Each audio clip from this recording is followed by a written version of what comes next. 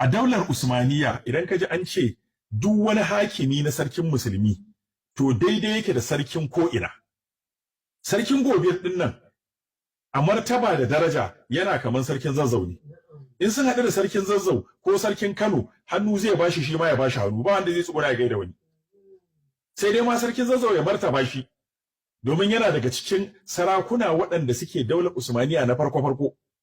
Amma yawa ce sarkin Gobir dattijo irin shi, mutumin kirki mai zumunci, mutanen shi suna yaban shi a gurin adalci da kamanta gaskiya, a kama shi, a ce ‘yan ta'adda su ɗaure shi, a ɗauke shi a bidiyo ana nunowa ga ƙafa shi an ɗaure da kaca irin ta mashin, ga hannun shi a baya an ɗaure shi, ga rigar shi gaba jini face-face, ga kuma jikan sarkin Gobir na Madawa a kusa da shi, ana dukan shi ana ɗauka. Shi sarkin Gobir ba a nuno ana dukan shi ba, amma ga jini a jikin shi, kasan dai ba arziki fito da jinin ba.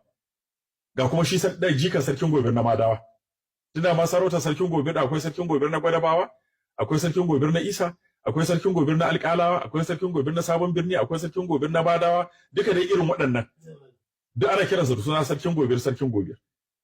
Ana kallo akan kuɗin da za a bayar, wanda shi gwamnan Sakkwatan da shi sarkin da yake kiran kanshi da suna sarkin musulmin, inda a ce Alu maga takaddawa mako aka kama, tsakani da Allah za a kai yanzu a mai wannan wulakancin ba su bada kuɗin ba. Wallahi ko Sakkwatan za su siyar sai sun siyar sun anso shi. In ma da tsiya za a anso shi za su yi tsiya su anso shi, inda arziki za a anso shi za su yi arzikin su anso shi.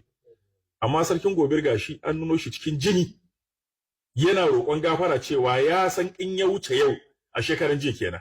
Yace na san in mun wuce yau zuwa gobe to sai dai ku mana aikin gafara. Dan ya san karshen ta shikenan rayuwarsa ta zo ƙarshe.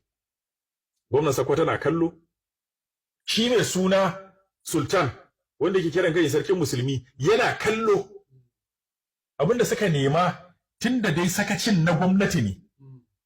Abin nan tun yana farko ake musu magana, ake cewa a gyara, abu ya kai haka, to a bada wani abin a an so shi mana, tunda ku kuka ja. Ko su suka ja ba? Su suka ja.